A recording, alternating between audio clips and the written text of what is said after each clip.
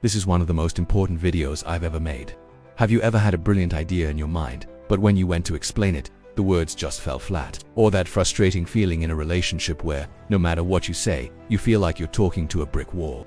The problem isn't a lack of intelligence or bad intentions, it's a gap in a fundamental human skill. The truth is, the single ability that defines your career success, the quality of your relationships and your overall happiness isn't a gift you're born with. It's a skill you build, a mechanism you can learn to master. In the next 10 minutes, we are not just listing tips. We are building a complete framework, grounded in psychology and the work of leaders like Brown, to transform the way you connect with the world. And stick around until the end because I'll share a bonus technique, a cheat code of sorts to disarm any difficult conversation and guarantee you're heard. Welcome to Actionable Labs. Before we build the pillars, we must understand the ground they stand on. Effective communication is not about using big words or being the loudest person in the room. It is simply the art of transferring an idea from your mind to someone else's, so that it arrives intact. Most of us think communication is about talking. The data says otherwise. Studies show we spend nearly half of our communication time listening, yet it's the skill we receive the least formal training in. It's a massive blind spot in our personal development, and when emotions are involved, it gets even more interesting. Research by Professor Albert Murabian suggests that up to 90% of the emotional meaning of a message is conveyed not by our words, but by our tone of voice and our body language. Your body is speaking whether you want it to or not. Understanding this foundation is what separates amateurs from masters. Now let's build the 7 practical pillars on top of it. Pillar 1. Practice reflective active listening. Most conversations are just parallel monologues. We don't listen to understand, we listen for our turn to speak. The paradigm shift is to listen with one single goal: to truly comprehend the other person's world. The technique is simple but profound. After they finish speaking, pause and say the magic phrase. "So what I'm hearing you say is," and then summarize their point in your own words. This does 2 incredible things. First, it forces you to actually listen. Second, it makes the other person feel seen, valued, and respected on a deep level. It's the fastest way to build trust and rapport. This isn't passive hearing, it's active engagement. Pillar 2. Clarity is kindness. Researcher and author Brown gave us this golden rule. Unspoken expectations and ambiguous language are a primary source of conflict in teams and relationships. We think we're being polite by being vague, but we're actually being cruel. Ditch the phrase, "I need this ASAP." Adopt, "I need the first draft of this report by 3 p.m. tomorrow, so I have time to review it." Clarity is kindness. It removes guesswork, reduces anxiety, and sets everyone up for success. It's not about being blunt or cold. It's about providing the information others need to operate effectively. Clarity is the highest form of professional and personal respect. Pillar 3. Command the room without saying a word. Before you even open your mouth, your body has already delivered a speech.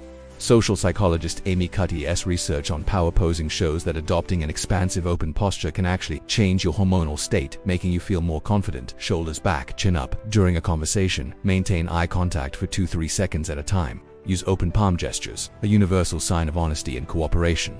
Avoid crossing your arms or keeping hands in your pockets, which signals defensiveness. You don't just enter a space, you own it with quiet confidence. Pillar 4. Build bridges with strategic empathy. This is perhaps the most misunderstood pillar. Empathy is not sympathy. It's not feeling sorry for someone, and it is definitely not agreeing with them. Empathy is simply the skill of connecting with the emotion another person is feeling. In a tense moment, use the tool of emotional validation. Say, "That sounds incredibly frustrating," or "I can see why you would feel disappointed." You are not agreeing with their version of the facts. You are acknowledging their emotional state.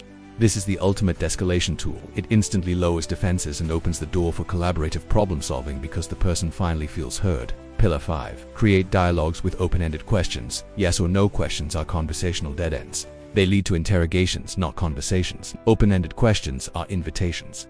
Swap, "Did you have a good day?" for "What was the most interesting part of your day?" Use the magic words what, how, why, and the powerful phrase "Tell me more about" to invite the other person to share their thoughts, stories, and feelings rather than just reporting facts. This transforms you from an interviewer into a true conversational partner. Pillar 6. Connect to the primal brain with storytelling. Our brains are not wired to remember bullet points and spreadsheets. They are wired for narrative. Facts inform, but stories transform. Any piece of data can become a story using the simple PAR framework. Problem, action, result. Instead of saying, "We increased customer satisfaction by 30%, tell the story. Our customers were getting confused and frustrated by our checkout process problem, so our team redesigned the entire flow based on their feedback action. As a result, satisfaction rose by 30% and support calls dropped by half." Result. Stories are data with a soul. Pillar 7. Give feedback that builds, not destroys. Giving constructive criticism is one of the most challenging communication tasks. The feedback sandwich is a classic for a reason. It respects the person while addressing the behavior. First, a genuine specific compliment. I was really impressed with your initiative on Project X. Then the constructive critique focused on the action.